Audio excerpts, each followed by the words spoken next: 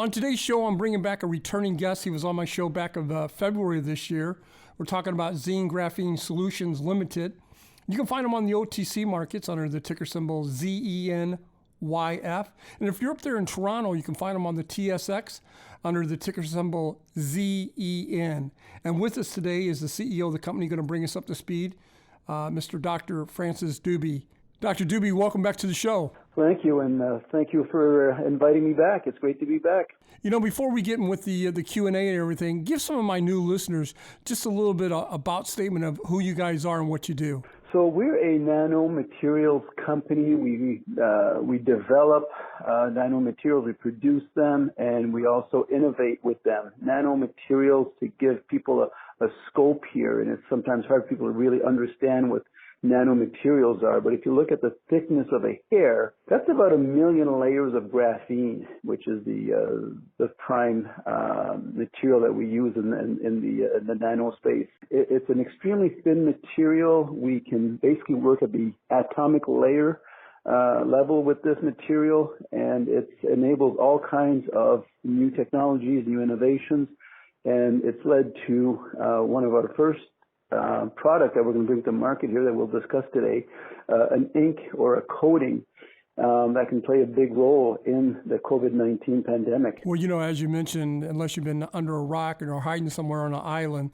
one of the biggest stories, if not the biggest story, is the COVID-19 worldwide. That being said, you have filed a provisional patent on a coating to kill the coronavirus. Can you describe how that works? Yeah, absolutely. So graphene, as I said, is extremely thin, so we can actually produce this material very easily, produce what's called graphene oxide, which is basically adding oxygen to this atomic layer of pure carbon. And then we add something called, we refer to it as activated carbon, activated silver. And the silver and the graphene oxide work together.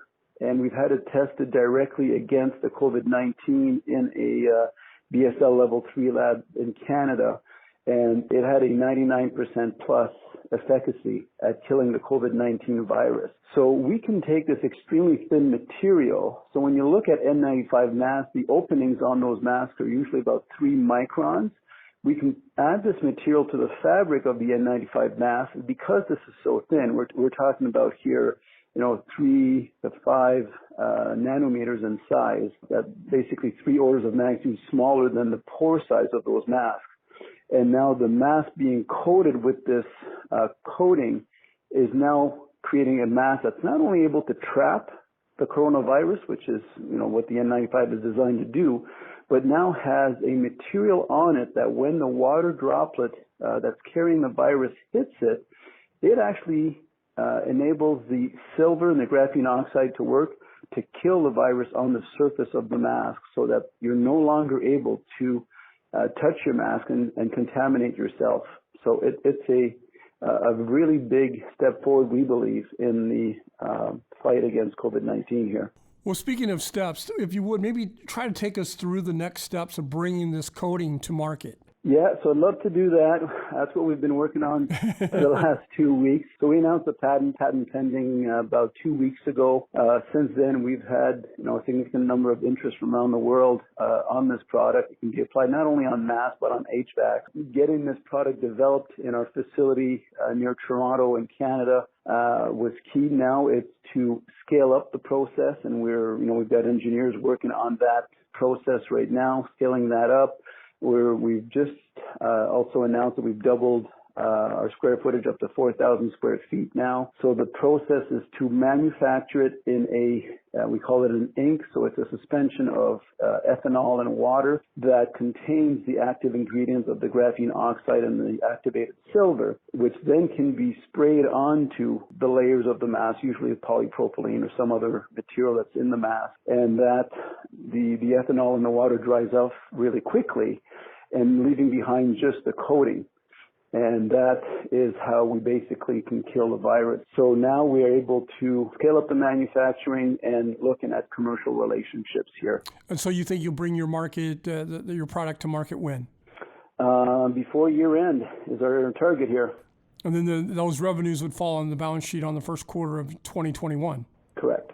My guest today is Dr. Francis Dube. He is the CEO of Zen Graphene Solutions. You can look him up on the OTC markets under the ticker symbol ZENYF.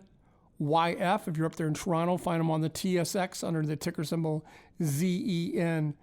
Dr. Dube, before I let you go, let me ask you this. What kind of interest have you been receiving for this product? Honestly, it shocked us a bit. We knew there's a lot of companies out there making masks. There was obviously a shortage of masks for a long time when this situation started. So a lot of companies threw themselves into this market, and now there's maybe not right now, but we're starting to see it now.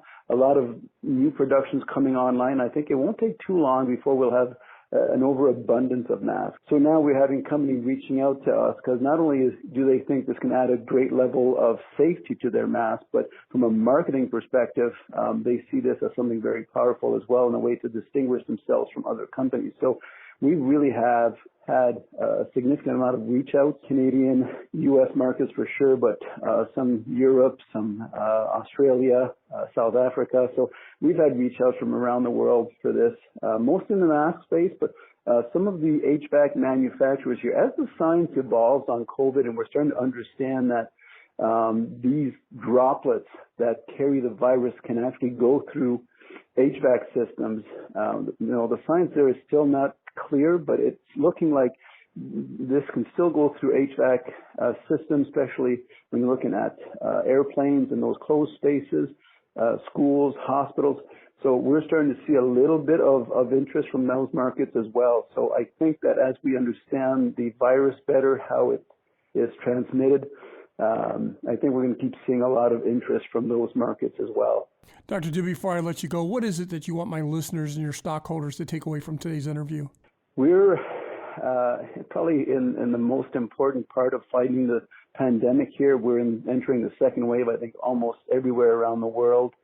Having a mask that can not only trap the virus but kill the virus, I think, will play a big role. We're uniquely positioned to do this. As far as I know, we're the only company in the world offering this type of coating for the mask industry. So we're really uniquely positioned here, and within the next few months here, we'll be launching this product with a lot of demand. I don't think we could ask for a better market to launch this product. So we're very excited about what we're doing here, but of course, we do have another 5 or 6 other things we're working on, but everybody's focused on COVID, so I don't want to take the focus off that. But we're not a one-trick pony. We're working on a lot of other applications with graphene, and we'll talk about that maybe on your next interview.